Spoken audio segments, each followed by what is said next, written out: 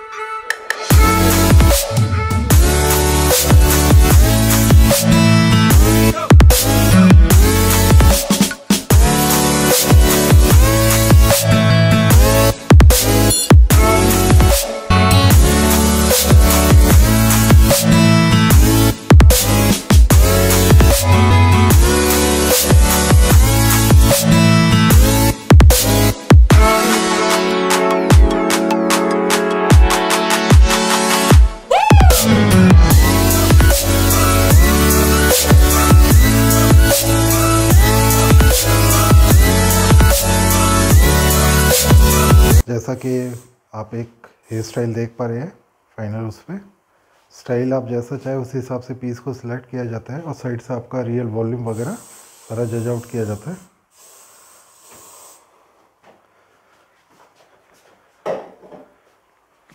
बाकी आप देख सकते हैं ये सारे शॉर्ट स्पाइक्स बने हुए हैं।